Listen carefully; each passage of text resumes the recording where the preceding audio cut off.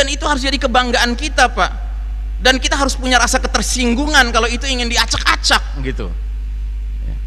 Saya bilang terus terang diacak-acak. Kenapa? Nanti akan ada dalilnya. Saya katakan yang mimpin dunia sekarang siapa? Yahudi, Pak. Nanti saya jelaskan Yahudi karakternya kayak apa.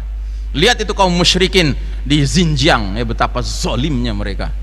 Masjid-masjid di Xinjiang sekarang dibakar-bakarin, Pak. Kita nggak tahu, nggak nyampe beritanya ke kita, kecuali bagi mereka yang dapat beritanya gitu. Jahat mereka, Pak. Musyrik Yahudi itu jahat. Dan ini Allah yang ngomong, ya, bukan saya yang ngomong.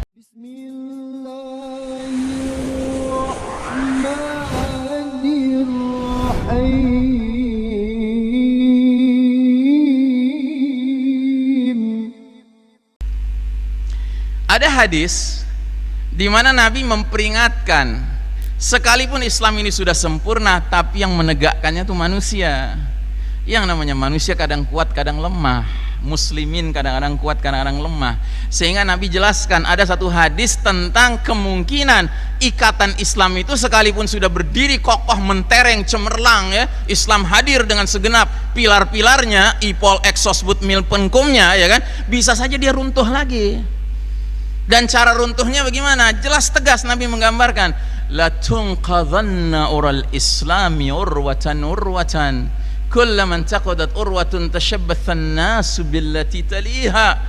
Ikatan Islam itu akan terurai simpul demi simpul, one by one, satu persatu.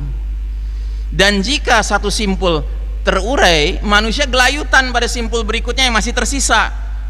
Itu terurai lagi, pegang lagi simpul berikutnya, dan seterusnya dan seterusnya. Fa awwaluhunna naqdan al-hukmu wa akhiruhunna as-shalah. Yang paling awal simpulnya copot, simpul apa? Urusan hukum.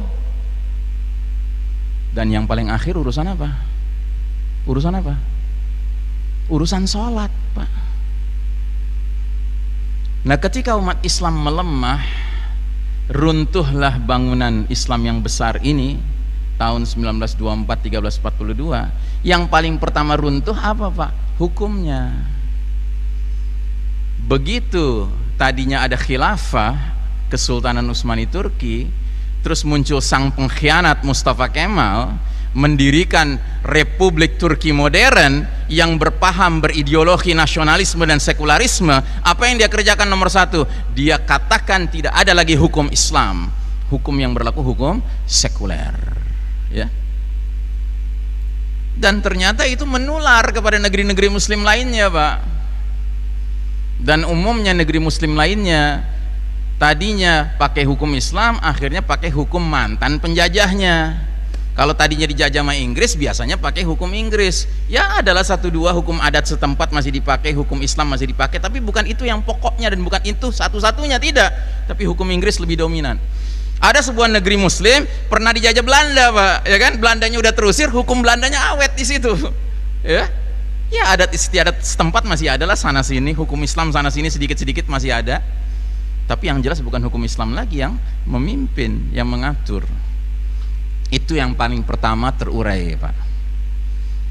Tapi karena orang kafir itu benar-benar ingin menyebarluaskan kekafiran mereka, mereka berpikir bagaimana supaya bukan hanya hukumnya, politiknya akhirnya berubah. Sudah nggak dikenal lagi politik Islam, sudah nggak dikenal, Pak. Sekarang politik ya politik kriptokrasi. Itu yang terbaru sekarang, Pak. Ya, kriptokrasi. Sistem politik yang merupakan kerjasama antara yang berkuasa dengan para pengusaha, gitu. Sehingga udah kayak apa namanya, enterprise. Negara tuh udah kayak enterprise, Pak, di bidang politik, gitu. Transaksional politiknya. Nggak dikenal. Politik Islam sudah makin asing, Pak. Kan politik Islam diantara ciri khasnya apa? Nggak ada tuh orang nawar-nawarin dirinya, pilih saya jadi pemimpin. Nggak ada. Itu nggak dikenal dalam Islam. Karena dalam Islam itu kesadaran memimpin itu kesadaran tanggung jawab dunia akhirat. Sehingga biasanya orang jadi pemimpin dalam sebuah sistem Islam itu harus dipaksa, Pak, sama orang-orang yang sangat yakin ini orang layak jadi pemimpin. Termasuk nanti Al-Mahdi muncul tuh dengan baiat yang dipaksakan di depan Ka'bah. Al-Mahdi nanti nggak pakai promosi, Pak, nggak muncul wajahnya Al-Mahdi di semua pohon-pohon, tiang listrik, enggak, Pak, nggak muncul nanti. Nggak akan Anda temukan itu. Itu di bidang politik. Terurailah simpul politik. Di bidang ekonomi bahkan diundang Pak ekonomi ribawi ke negeri-negeri kaum muslimin. Terurai sistem ekonomi Islam. Terus di bidang apa lagi? Bidang budaya, ya kan, sudah bukan budaya Islam lagi Pak. Berbagai hiburan itu nggak lagi mengingatkan orang pada zikrullah, tapi hiburan yang ada menjadikan orang fiktor, pikiran-pikiran kotor Pak. Di bidang pendidikan sudah bukan pendidikan Islam lagi. Makanya banyak orang tua sudah nggak punya semangat anak pengen jadi cita-citanya jadi ulama, enggak. Pokoknya kalau nggak jadi tukang dokter jadi tukang insinyur. Gitu. Urusannya duniawi melulu. Karena pendidikannya sekuler. Dan ini kita saksikan Pak, satu demi satu nih, simpul-simpul nih copot nih Pak. Simpul medis copot juga. Dulu kita ketika bernaung di bawah Tibbun Nabawi, pengobatan cara Nabi, semua kita punya kesadaran akan ayat wa idza maritu fahuwa yashfin, apabila aku sakit Allah yang menyembuhkan. Tabib itu cuman perantara saja, dia bukan yang menyembuhkan. Tapi dalam sistem medis, sistem Dajjal ini Pak, dokter itu kayak wow, playing God, dia berperan seperti Tuhan Pak. Makanya ada itu dokter-dokter di era modern sekarang ini berani mengeluarkan pernyataan, maaf Pak, setelah dilihat diagnosa lewat ronsen segala, umur Bapak tinggal 3 bulan. Pernah nggak dengar kayak gitu? Pernah kan? Siapa dia gitu loh Pak, berani menentukan mati dan hidupnya seseorang. Nauzubillahi min dzalik. Ya. Dan cilakanya banyak pasien yang anggap kalau sudah dokter yang ngomong itu kayaknya lebih hebat dari ayat, dari hadis. Semua Pak, bidang demi bidang. Nah, yang paling mengerikan sekarang bidang simpul terakhir sedang kita saksikan di depan mata kepala kita sendiri Pak, diacak-acak sama mereka. Simpul apa itu? Simpul apa? Simpul salat. Ingat, ada sebuah kaidah ya, fikih yang kita semua udah tahu Pak, dari kecil kita udah tahu kaidah fikih ini. Mungkin secara bahasanya kita nggak tahu, tapi intinya kita tahu. Bahasanya begini, al aslu fil ibadati al hadhar. Hukum asalnya ibadah. Ibadah ini maksudnya ibadah ritual seremonial Pak, contohnya sholat gitu ya, contohnya mengelola jenazah, contohnya umroh, contohnya haji, contohnya menyembelih, ya kan, itu semua ibadah ritual seremonial ya. Asal hukum dari ibadah ritual itu hukumnya adalah haram, nggak boleh Pak. Kita nggak boleh beribadah sebagai buah inovasi kita, karang-karangan kita, karya kita, nggak boleh Pak. Pokoknya yang namanya ibadah tuh ngikut sama sunnah Nabi, plek-plekan, ngikut syariat Allah dan Rasulnya, plek-plekan. Lain halnya dengan muamalah. Kalau muamalah itu sebaliknya ya, dalam urusan jual beli asal hukumnya semuanya dibolehkan kecuali yang diharamkan, kecuali yang dilarang. Jadi kita boleh berkreativitas, berinovasi kalau sudah urusan muamalah Pak, cuman ya kita harus hindari adalah yang terlarang-terlarangnya, dan itu biasanya nggak banyak. Supaya apa? Supaya kita bisa berjalan urusan antar manusia kita. Tapi kalau urusan kita beribadah kepada Allah Ta'ala, itu jelas, pakemnya jelas, nggak boleh dirubah, nggak ada cerita kita boleh berinovasi, berkreasi gitu, nggak ada cerita. Nah sekarang mari kita lihat apa pesan Nabi urusan sholat ini. Yang paling pertama, dan kita semua sudah dengar dari kecil, sallu kama ra'aitumuni usalli, sholatlah kalian sebagaimana kalian melihat aku sholat. Itu kalau sendirian. Nah kalau Nabi berjamaah kira-kira gimana? Sholat berjamaahlah kalian sebagaimana kalian melihat aku dan para sahabatku sholat berjamaah, iya toh? Jangan karang-karang cara yang lain dengan alasan apapun, nggak ada ceritanya. Karenanya suatu ketika para sahabat menyampaikan kesaksian sebagai berikut, kana Rasulullah sallallahu alaihi wasallam ya'tina fayamsahu awatiqana wa sudurana wa yaqulu la takhtalif sufufakum fatakhallafa qulubakum. Suatu ketika Nabi mau memimpin sholat, ya kan, Nabi datang itu para sahabat yang di belakang dia lagi berbaris, dipegang dada-dada mereka, bahu-bahu mereka dirapihkan sama Nabi sedemikian rupa, sambil Nabi bilang, janganlah berselisih kalian dalam shaf kalian sehingga berselisihlah hati kalian. Ingat ya, berselisih itu maknanya bukan sekedar jangan nggak lurus, ya kan, tapi jangan nggak rapat. Itu maksud berselisih. Ingat ya, yang ngomong bukan Iksan Tanjung nih, ini yang ngomong Nabi ya, bukan saya Pak. Jadi urusan Anda dengan Allah, sebab Anda mengikuti Nabi itu urusannya dengan Allah, bukan dengan saya. Urusan saya sebagai dai cuman menyampaikan saja. Saya nggak punya kemampuan untuk bisa memaksa Anda mengikut kepada kata-kata ini. Dan ini hadis riwayat Ibnu Hibban, sahih hadisnya. Imam Syafi'i rahimahullah pernah mengunjungi makam Nabi. Di atas makam Nabi dia bilang apa? Pendapat siapapun selain penghuni makam ini boleh kalian terima, boleh kalian tolak. Tapi kalau sudah pendapat penghuni makam ini, wajib kalian terima. Itu sikap kita Pak.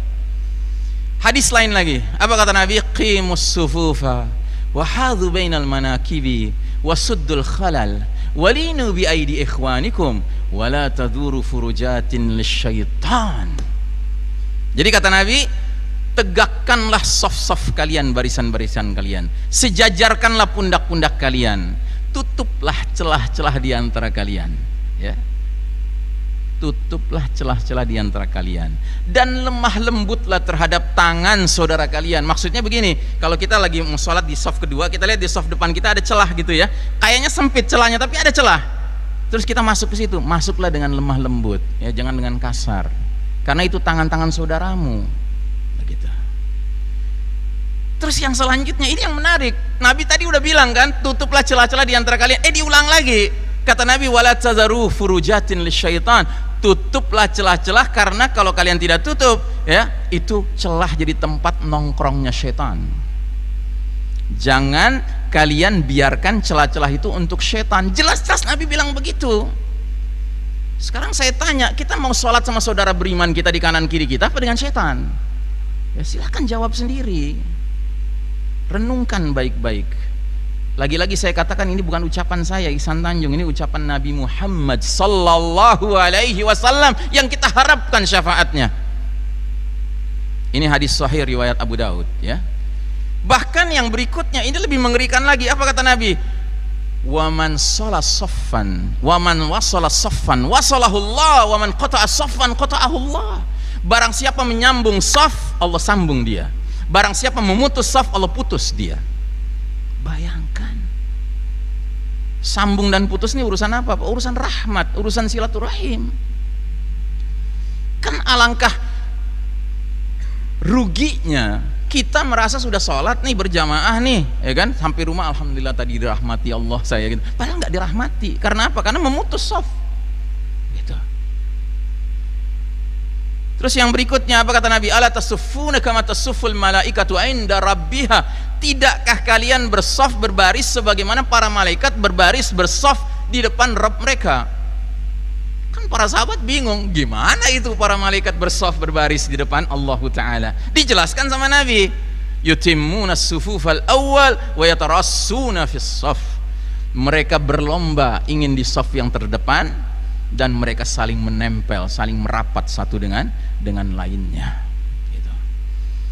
Jadi Nabi itu bangga sekali kalau ngelihat umatnya meniru para malaikat sholat atau bersaf sebagaimana para malaikat bersaf. Itu bangga, dan itu harus jadi kebanggaan kita Pak. Dan kita harus punya rasa ketersinggungan kalau itu ingin diacak-acak gitu ya. Saya bilang terus terang diacak-acak. Kenapa? Nanti akan ada dalilnya. Saya katakan yang mimpin dunia sekarang siapa? Yahudi Pak. Nanti saya jelaskan Yahudi karakternya kayak apa. Nah jadi sayang ini nggak ada slide-nya, nggak bisa tampil. Saya memperlihatkan di sini. Kok jadi mirip ya? Kok jadi mirip? Gitu loh. Di sebelah kiri umat Islam, sholatnya sekarang ini sujudnya mirip kayak yang di sebelah kanan pakai baju-baju oranye gitu. Itu kok jadi mirip sekarang? Berjauhan gitu lah. Dan itu bukan hanya saat sujudnya saja, saat berdirinya juga gitu, ya kan mirip, berjauhan. Padahal kita dulu ya sholatnya tuh begini, rapet, rijalan, wanisaan, baik yang laki-laki maupun yang perempuan, rapet kita Pak sholat. Ada kayak kesadaran gitu, semakin kita rapat, ruh jamaahnya itu terasa gitu. Makanya tadi di awal sekali kata Nabi apa? Kata Nabi, janganlah berselisih dalam shaf kalian sehingga berselisih hati kalian. Saya tidak tahu menurut Anda, tapi menurut saya belakangan ini tahun 2020 ketika umat Islam berubah cara sholat berjamaahnya, itu terasa agak lebih renggang Pak hati kita. Kayaknya tegur-teguran aja juga malas gitu. Senyum aja nggak kelihatan, lawang ditutup, gitu. Nggak kelihatan tuh senyum. Gitu. Salaman dilarang, ajib. Ya. Dan ingat ya Pak, urusan-urusan seperti ini bukan urusan dalam sholat saja Pak, ini urusan bersosialisasi gitu loh. Ini urusan manusia tuh makhluk sosial Pak. Manusia itu makhluk sosial. Dan ciri makhluk sosial itu apa? Mereka merasa perlu berinteraksi, perlu berjabat tangan, perlu saling bersenyum, perlu saling berdekatan untuk bekerja sama. Itu sudah naturalnya begitu Pak. Fitrahnya manusia itu begitu. Makanya menurut hemat saya, ini urusannya bukan urusan sekedar mau ngacak-ngacak sholat. Dan ini bukan sekedar Pak ngacak-ngacak sholat ya kan. Ini dahsyat ini. Tetapi ini urusannya adalah mau membuat umat manusia kebanyakan meninggalkan fitrahnya, fitrah bahwa dia makhluk sosial yang membutuhkan untuk keluar rumah, membutuhkan berinteraksi dengan orang lain, bekerja sama, akrab. Itu biasa begitu. Justru kalau kita terus-menerus distancing satu sama lain, baik dalam sholat ya maupun di luar sholat, kita ini menjadi kumpulan inhuman humans gitu loh, manusia-manusia yang nggak manusiawi. Sadar nggak sih itu Pak? Ya nggak tahu ya, itu sih pendapat saya. Tapi juga saya pendapat ini berdasarkan apa yang saya baca dari berbagai kitab-kitab, termasuk kitab-kitab sosiologi, kitab psikologi. Memang begitu adanya. Gitu. Tapi kok sekarang kita rame-rame disuruh menjadi inhuman gitu? Ya, what's going on? Apa yang sedang terjadi ini? Tampaknya ini ada sebuah rancangan besar ini. Ya, ini urusannya sudah bukan urusan virus lagi nih kelihatannya. Nah, jadi saudaraku rahimakumullah, dalam surat Al-Maidah 82, apa kata Allah? La tajidanna asyaddan nasi adawatan lilladzina amanu yahuda walladzina asyraku. Sungguh engkau Muhammad akan temukan orang-orang yang paling hebat permusuhannya kepada kaum beriman adalah kaum Yahudi satu dan kaum musyrikin dua. Ini dua kaum ini Pak, dahsyat permusuhannya kepada kita. Lihat itu kaum musyrikin di Xinjiang, ya betapa zolimnya mereka. Masjid-masjid di Xinjiang sekarang dibakar-bakarin Pak. Kita nggak tahu, nggak nyampe beritanya ke kita, kecuali bagi mereka yang dapat beritanya. Gitu. Jahat mereka Pak. Musyrik Yahudi itu jahat. Dan ini Allah yang ngomong ya, bukan saya yang ngomong. Ya jangan bilang, wah Ustadz Ihsan ngajarin rasialisme. Bukan rasis ini. Ini Allah yang ngomong. Berani Anda tuduh Allah rasis? Nauzubillahi min dzalik. Ya. Nah, terus kata Nabi apa tentang kaum Yahudi ini? Nabi bilang dalam sebuah hadis, innal yahuda qad saimu dinahum. Sesungguhnya kaum Yahudi itu udah bosan sama agama mereka.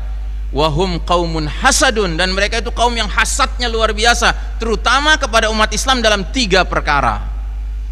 Jadi hasadnya kaum Yahudi kepada kita Pak, itu dalam 3 urusan Pak. Urusan pertama apa? Raddis salam. Kebiasaan umat Islam kalau saling berjumpa ngucapin assalamualaikum, dijawab raddus salam, dibalas alaikumussalam. Itu geram betul itu Yahudi ngeliat kita Pak. Yahudi paling gak suka ngeliat umat Islam itu saling berukhuwah, saling berkasih sayang, saling membagi senyumnya, makanya ditutup Pak, ya kan? Saling berjabat tangan, makanya dilarang gitu, nularin nanti, ya kan? Padahal kata Nabi dalam sebuah hadis, 2 muslim saling berjumpa, mereka jabatan tangan, ya kan? Selama itu rontok tuh dosa-dosa di antara mereka. Masya Allah Ta'ala. Satu. Yang kedua ya, yang mereka sangat hasadi kepada kita, iqamatus sufuf, dalam kedisiplinan umat Islam dalam menegakkan saf-saf salat mereka. Wow, itu mereka geram sekali Pak. Anda pernah tahu ada sebuah video seorang mantan komandan militer Amerika Serikat diwawancari sama seorang muslim. Si muslim ini nanya, Pak Komandan, kalau Anda punya prajurit sebanyak 1 juta orang, mereka tadinya berantakan entah di mana gitu kan, tiba-tiba Anda disuruh bikin mereka dalam satu barisan yang rapih gitu, kira-kira butuh berapa lama itu 1 juta orang? Maka dia membayangkan gitu kan, 1 juta murid-murid dia atau prajurit-prajurit dia. Ingat ya, prajurit militer nih Pak, udah terlatih gitu kan. Akhirnya dia bilang, ya kira-kira 1 bulan lah waktu diperlukan. Terus sama si muslim ini diperlihatkan video tentang orang sedang haji di tanah suci di Mekah ya. Haji normal ya, bukan haji nggak normal. Haji normal yang rame itu Pak, itu kan haji normal tuh, yang sekarang nggak normal gitu. Itu lagi rame yang tawaf, ada yang lagi duduk doa, ada yang lagi sholat gitu ya. Terus tiba-tiba azan berkumandang, yang bertawaf berkurang jumlahnya, tapi masih ada yang tawaf. Tiba-tiba qomat berkumandang, tahu-tahu dalam 2 menit rapi semua. Bengong itu komandan tuh, bengong dia. Dan itu jumlahnya kan sampai 1 juta, Pak. Ya. Nah, jadi Yahudi itu paling geram sama kita, Pak, dalam urusan apa? Kedisiplinan kita menegakkan ya salat kita, saf-saf kita, rapatnya dan lurusnya. Dan yang ketiga, mereka itu hasad sama kita dalam hal apa? Wa qaulihim khalfa imamihim fil maktubati amin. Ucapan kaum muslimin di belakang imam salat mereka dalam salat-salat wajib mereka yaitu kalimat amin. Jadi umat Yahudi itu kalau sudah melihat umat Islam salat berjamaah, terutama yang jahar, salat Jumat, salat maghrib, salat isya, salat subuh, ya kan, itu aminnya suaranya keras, Pak. Oh, itu mereka geram, hasadnya luar biasa mereka. Maka mereka berusaha untuk ngurangin. Ya, sekarang di masjid-masjid yang biasanya 1000 orang jadi 500 orang, ya kan? Mungkin jadi 300 orang tergantung keluasan apa wajib jumlah X-nya kali, gitu. Ya kan? Siapa yang senang? Yang senang Yahudi, Pak. Nah, jadi saya tanya, kita mau pilih mana, Pak? Menyenangkan Allah dan Rasulnya atau menyenangkan Yahudi? It's all your choice. Semua itu pilihan Anda. Ya. Saya cuma menyampaikan, ini tugas saya.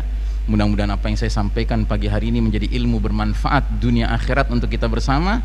Dan saya berharap kita semua tetap berhak menerima air telaga Nabi Muhammad SAW, tetap menerima syafaat Nabi Muhammad SAW. Tapi itu semua berpulang kepada seberapa jauh kita tetap mau menjalankan sunnah Nabi, terutama di era ayyamus sabr, hari-hari yang menuntut kesabaran sekarang ini.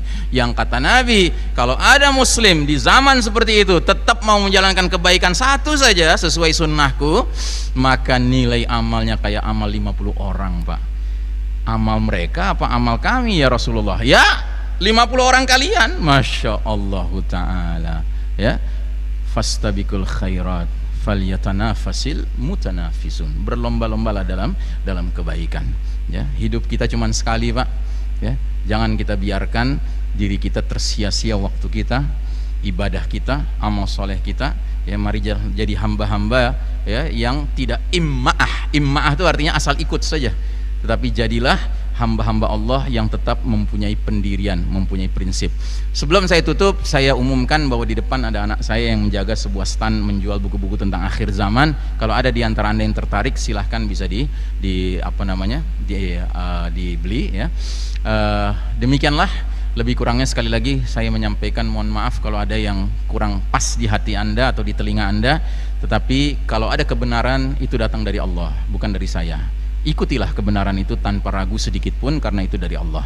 Tapi kalau ada kekeliruan, itu dari saya ya. Jangan Anda ikuti, karena kekeliruan itu pada hakikatnya tidak boleh menjadi dosa jariah bagi saya ya. Demikianlah aqulu qauli hadza fastaghfirullah li wa lakum wa sallallahu ala nabiyyina Muhammadin wa ala alihi wa